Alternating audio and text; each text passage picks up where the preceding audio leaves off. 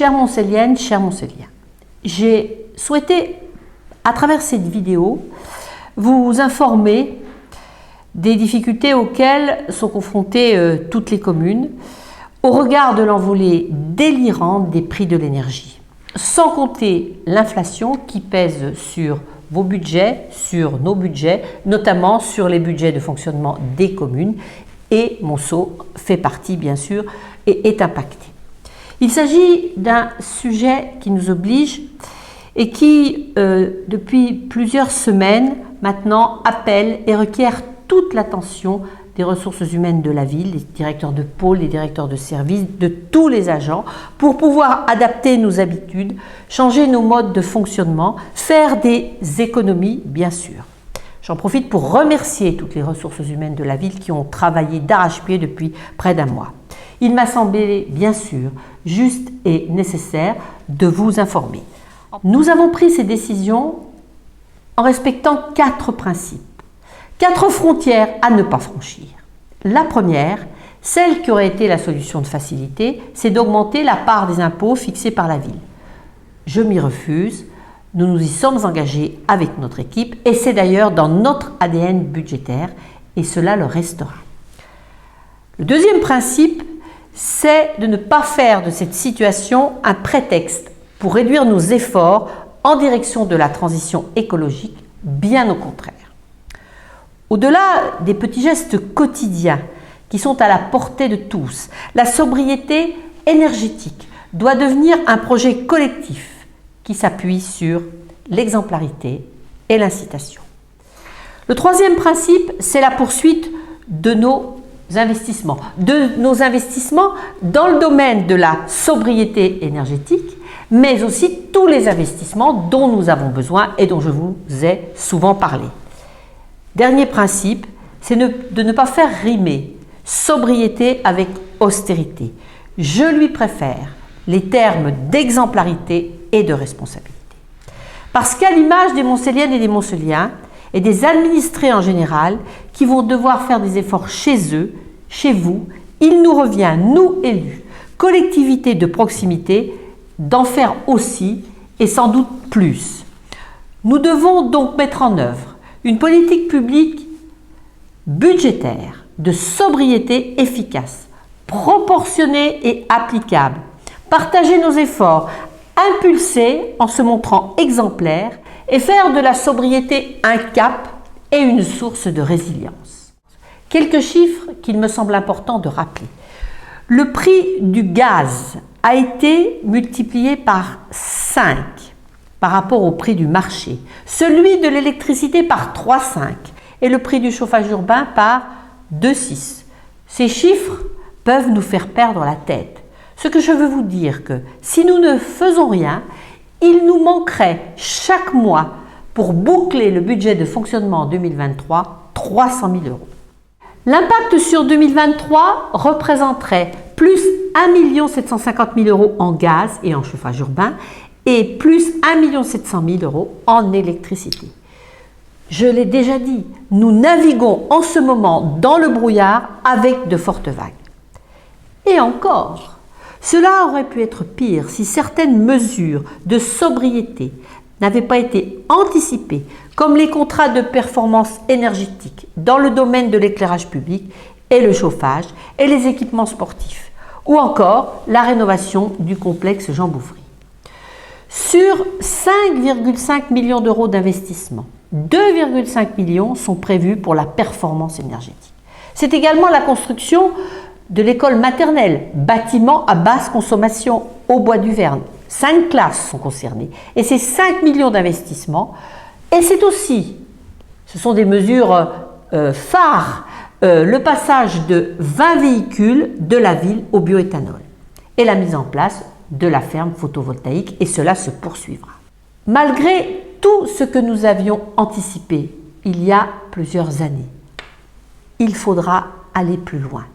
À ce jour, aucun bâtiment municipal n'est chauffé, hormis la crèche, les maternelles et la résidence des peupliers. Les bâtiments les plus énergivores, comme le pôle associatif du Magny, le pôle de la Sablière, le dispensaire, le boulodrome et le syndicat des mineurs, ne seront pas chauffés. Évidemment, tout a été fait pour le relogement des associations. Pour 99% d'entre elles, les solutions proposées ont été acceptées. Et je veux remercier sincèrement les associations qui, pour certaines d'entre elles, ont été force de proposition. Je pense au MON, à Thalassa, à Monceau Triathlon et à l'association de lutte contre la sclérose en plaques, qui ont acté la fermeture du centre nautique pendant les vacances et les week-ends.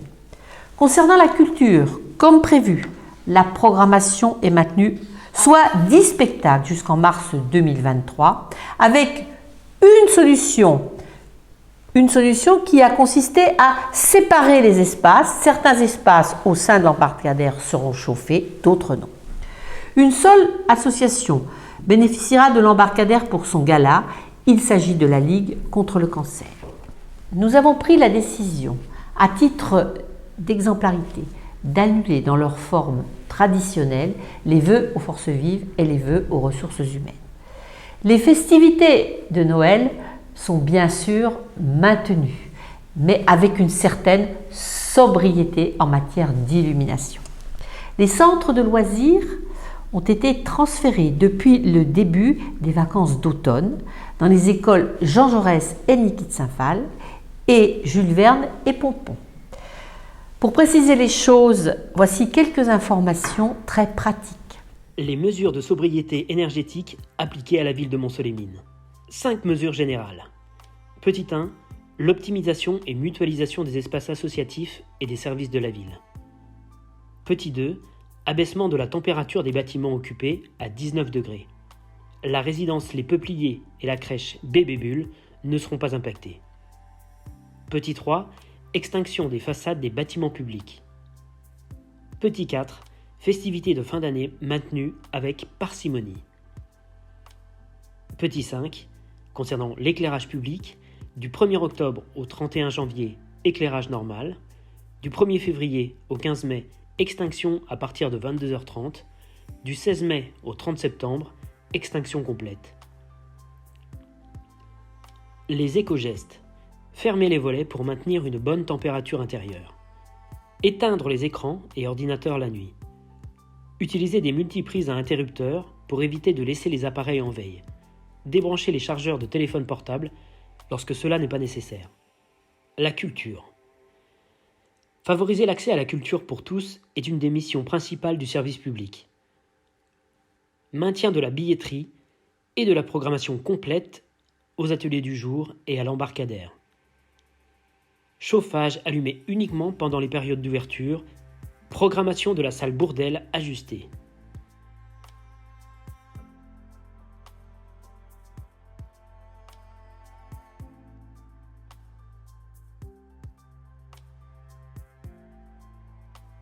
Les équipements sportifs. Le centre nautique. Le centre nautique poursuit ses activités et ses missions de service public à destination des écoles primaires, secondaires et des associations. Les horaires évoluent pour les particuliers. Horaire public du 7 novembre au 25 juin. Les lundis, jeudis et vendredis, ouverture de midi à 14h et de 16h à 19h. Le mardi, ouverture de midi à 14h. Mercredi, samedi et dimanche, fermé au public. Fermeture complète durant les petites périodes de vacances scolaires. Fermeture du 19 décembre 2022 au 15 janvier 2023 pour des travaux de vidange et de mise en place de l'éclairage LED. Retrouvez le détail des activités proposées par le centre nautique au numéro qui s'affiche actuellement, mais également sur le site internet et la page Facebook de la ville de Montceau-les-Mines. Maintien de la température réglementaire pour les activités bébés nageurs et femmes enceintes.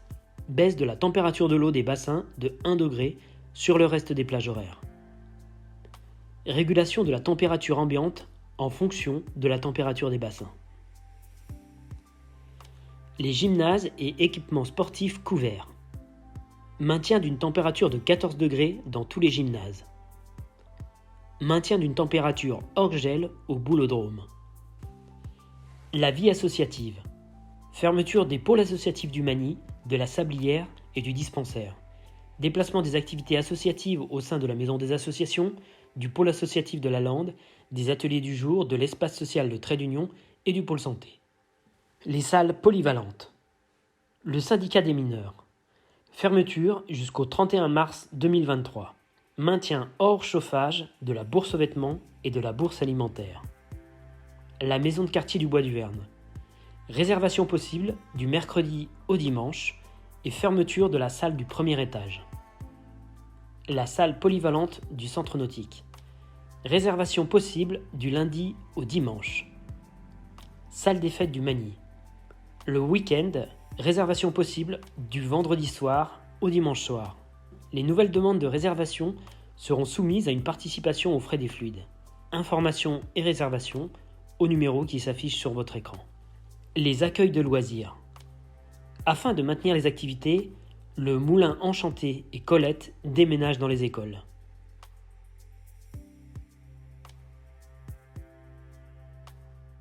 Voilà, chères Montcelliennes et chers Montcelliens, les informations que je souhaitais partager avec vous.